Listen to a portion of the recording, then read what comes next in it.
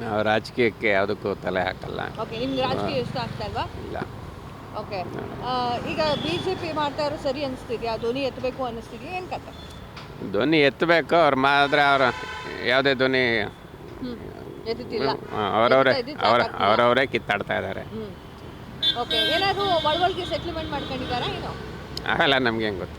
ನಮಗೇನು ಗೊತ್ತಿರುತ್ತೆ ಅಂತ. ಓಕೆ, ಈಗ ಸೆಷನ್ ಬಂತಲ್ವಾ? ಸೆಷನ್ನಲ್ಲಿ ಯಾವ್ಯಾವ ಪ್ರಾಬ್ಲಮ್ನ ಹೇಳಬೇಕು ವಿರೋಧ ಪಕ್ಷ? ಕಾಲಮ್ ಹೇಳೋದಕ್ಕೆ ನೂರಾರಿದೆ. ಅವ್ರು ಏನು ಹೇಳಿದ್ರು ಏನು ಮಾಡೋಕ್ಕಾಗಲ್ಲ. ಏನು ಮಾಡೋಕ್ಕಾಗಲ್ಲ. ಓಕೆ, ಸೊ ನಿಮ್ಗೆ ಅನ್ಸುತ್ತೆ ಇನ್ನೊಂದು ಸ್ವಲ್ಪ ಜಾಸ್ತಿ ಮಾತಾಡ್ಬೇಕು ಬಿಜೆಪಿ? ಜಾಸ್ತಿ ಮಾತಾಡೋದಲ್ಲ, ಫುಲ್ ಮಾತಾಡಬೇಕು. ಎತ್ತಬೇಕಾಗುತ್ತೆ, ಇನ್ನೂ ಎತ್ತಿಲ್ಲ. ಈಗ ಗೊತ್ತಾಗ್ತಾ ಇದೆ ಜನಗಳಿಗೆ ಯಾವ ಥರ ಕಷ್ಟ ಆಗ್ತಾ ಇದೆ, ಏನಿದೆ ಅಂತ. ಅದೊಂಚೂರು ಎತ್ತಿದ್ರೆ ತುಂಬ ಚೆನ್ನಾಗಿರುತ್ತೆ.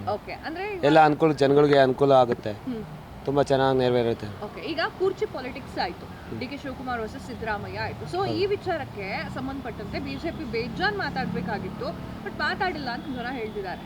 ಹೌದೌದು, ಮಾತಾಡಬೇಕಾಗಿತ್ತು. ಇನ್ನೂ ಒಂದೂವರೆ ವರ್ಷ ಇರೋದ್ರಿಂದ ಯಾರು ಬರ್ತಾರೆ ಯಾರಿಲ್ವ ಅಂತ ಗೊತ್ತಾಗುತ್ತೆ ಮೇಡಮ್. ಅದನ್ನು ಜನ ಉಳಿಸೋದು ಬಿಡಿಸೋದು ಗೊತ್ತಾಗುತ್ತೆ ಮೇಡಮ್. ಓಕೆ, ಸೊ ಇವಾಗ ಬಿಜೆಪಿ ಹಾಗೂ ಕಾಂಗ್ರೆಸ್ನಲ್ಲಿರುವಂತಹ ಸಾಕಷ್ಟು ನಾಯಕರು ಕಮಿಟ್ ಆಗಿದ್ದಾರಾ ಅನ್ನುವಂಥ ಪ್ರಶ್ನೆ ಕೂಡ ಉಟ್ಕೊಳ್ತಾ ಇದೆ. ಕಮಿಟ್ ಅಂತ ತೆಗೆದುಕೊಂಡಾಗ ಕಮಿಟ್ ಏನು ಅಂಥದ್ದೇನೂ ಇಲ್ಲ, ಬಟ್ ಜನಗಳ ಹತ್ರ ಸ್ವಲ್ಪ ಜನರಿಂದ ದೂರ ಆಗ್ತಾ ಇದ್ದಾರೆ ಅನ್ಸುತ್ತೆ. ಈಗ ಸೆಷನ್ ಅವ್ರು ಮಾಡೋ ಕಾರ್ಯಗಳಿಂದ ಜನಗಳಿಂದ ದೂರ ಆಗ್ತಾ ಇದ್ದಾರೆ ಅನ್ಸುತ್ತೆ. ಚಳಿಗಾಲದ ಅಧಿವೇಶನ ಬಂತು. ಸೊ ಇಲ್ಲಿ ಜನಗಳ ಪ್ರಾಬ್ಲಮ್ ಹೇಳ್ಕೋಬೇಕು ಅಥವಾ ವಿರೋಧ ಪಕ್ಷದವ್ರು ನೆನ್ಪು ಮಾಡ್ಕೊಡ್ಬೇಕು ಅಂದರೆ ಯಾವ್ಯಾವ ಪ್ರಾಬ್ಲಮ್ನ ಹೇಳ್ಬೋದು?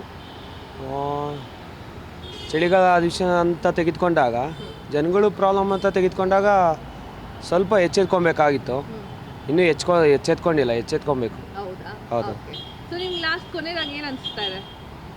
ಅಂದರೆ ಕೊನೆಯದಾಗಿ ಅದೇ ಎಲೆಕ್ಷನ್ ಬರಬೇಕು, ಅವಾಗ ಗೊತ್ತಾಗುತ್ತೆ ಮೇಡಮ್. ಕ್ಷಣ ಕ್ಷಣದ ಸುದ್ದಿಗಳಿಗಾಗಿ ಫ್ರೀಡಂ ಟಿವಿ ಸಬ್ಸ್ಕ್ರೈಬ್ ಮಾಡಿ, ಲೈಕ್ ಮಾಡಿ ಹಾಗೂ ಫಾಲೋ ಮಾಡಿ. ಹೊಸ ಸುದ್ದಿಗಳ ನೋಟಿಫಿಕೇಶನ್ಗಾಗಿ ಬೆಲ್ ಐಕಾನ್ ಮೇಲೆ ಕ್ಲಿಕ್ ಮಾಡಿ.